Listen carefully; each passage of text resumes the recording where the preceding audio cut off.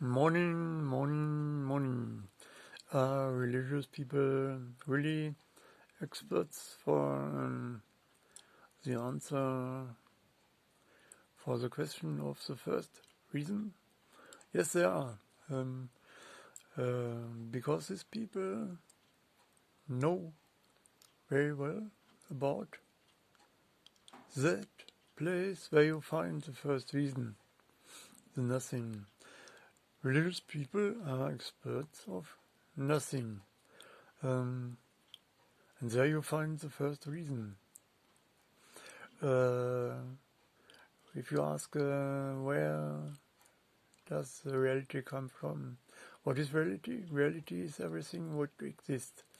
If we just assume that there once was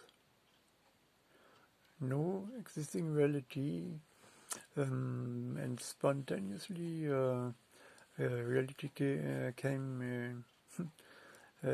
appeared, came into existence, then there must have been first the possibility that this spontaneous appearance could happen, and this possibility is some abstract reality, and so the answer when the universe began never. It's infinite in time, in past and in future. In future because there is one reality which will never end its existence, and that's truth. Truth is not just eternal, it's more than eternal in that sense that it will still exist even if time would not have killed all minds, all matter, and all gods, but even if this would not exist anymore, time, space, matter, anything else, then the truth would still exist. The truth, for example, that we just here, live, and that you listen the stupid chatter of some sissy Pinkerella, yes, and so the answer, what is the first reason, or what is the reason at all? The reason for the reality is reality itself. It's self-explanation, explainable. It's its own reason, and there is no other reason than reality himself, that itself, for the fact that reality exists. And reality exists, that's sure, because this sentence, I think so I am, is not trivial. It's a very, very clever thought, and it's not trivial. And the idea of this corrupt Brahman philosophers that everything is illusion is completely wrong. It's the idea of corrupt people which smoked the wrong spice additional to her corruption, and it's completely absurd to assume that reality is an illusion. Reality is not an illusion and will never be. And Buddhism is religion and Hinduism is illusion, but not reality. The idea of Buddhism and Hinduism that you get a punishment or reward for your life in next life is completely absurd. You don't remember the other life, and you are a complete other person. So you are punished for something which a complete other person had done, and you don't remember what this person had done. This idea is completely crazy. And example that the Dalai Lama is crazy, that is very obvious. For example, you only need to read one in his books.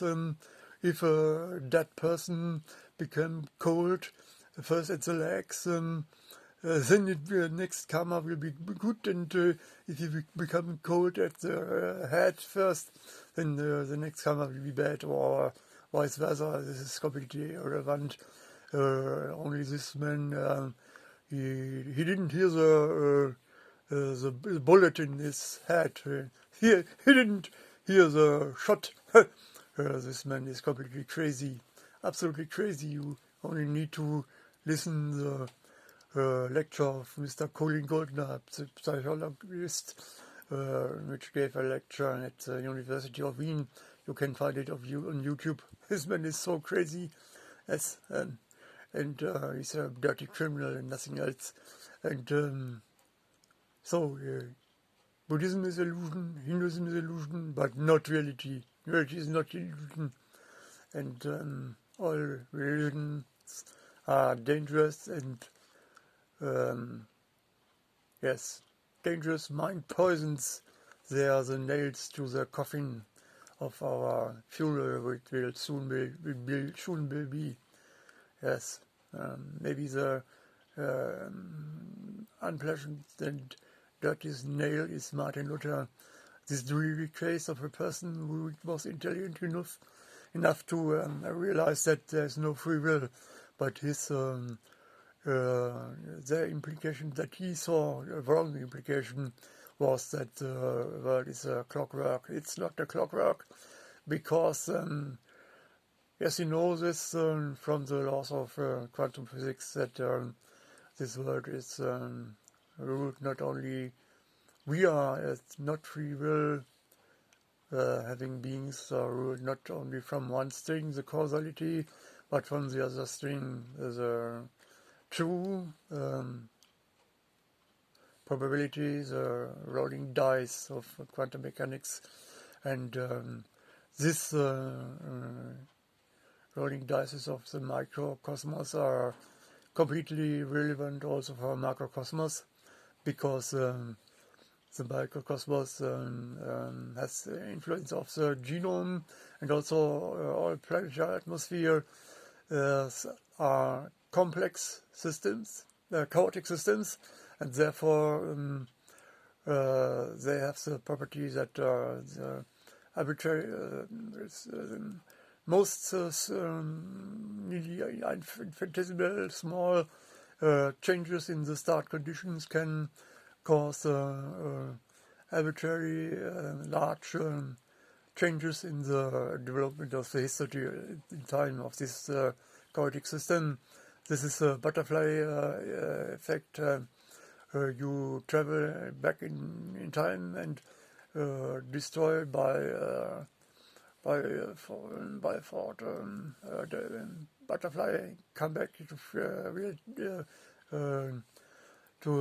here present, and then there's no more mankind. Completely absurd, because then you could have not been there to travel back in time. But it's a good illustration about what means butterfly effect. And this butterfly effect exists, and there's no brown molecular movement which smooths this effect away. That's completely absurd. It's really completely absurd. And even if it would not be absurd, there's still the effect of the rolling dice of electric radiation that cause often damage of genomes, and no Laplace demon exists, and this maybe was a criminal on earth, Martin Luther, who was a storeman of this fucking elites of the old Rome, in tradition of that elites and parasites which came with the fall of Byzance from there to Rome, So they instrumentalized his idealism to make clean house with this degenerated Roman Catholic Church. And when he realized that human beings has no free will, this man was finished. In his elderly times, he drank 3 liters alcohol a day, and he was started as a man with ideals, and he and that maybe was the criminal that ever existed. And Protestantism is really the most ugliest and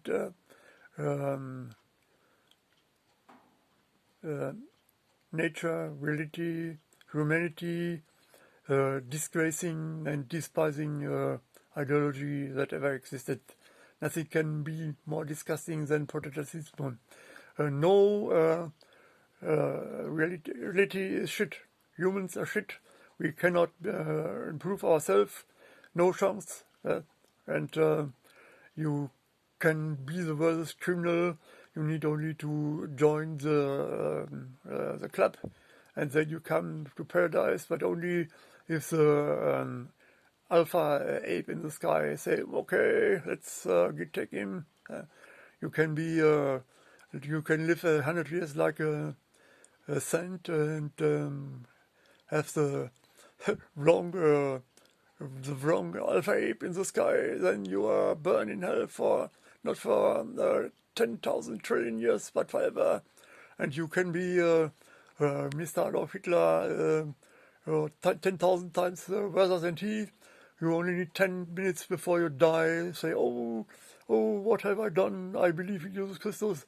Then you came in the paradise and will be happy for eternal times. Yeah, yes, it's the most disgusting idea, and maybe he will be the last nail at the coffin of our funeral, which will come maybe in 2 or 3 generations. That's very sure. The predictions of climate catastrophe and the climate program models are tested, and what will happen to us, it's clear.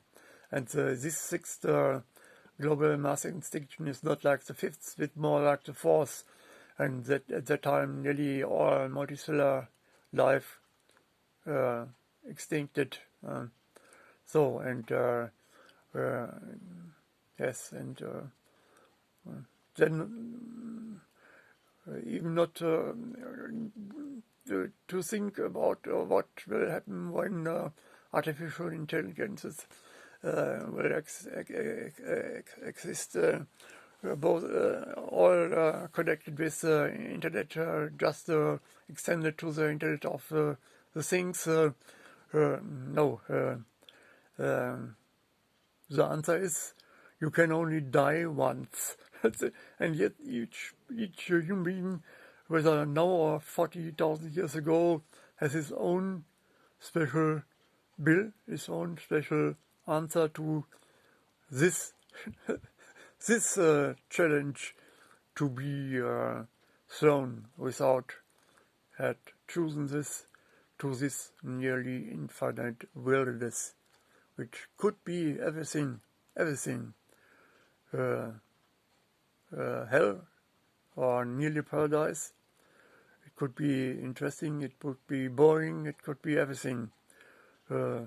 It's completely evident, because otherwise these adjectives would not exist. Yes, and I think Sissi should now maybe look for some funny Sissi thing, some colored room, or what else? Bye bye.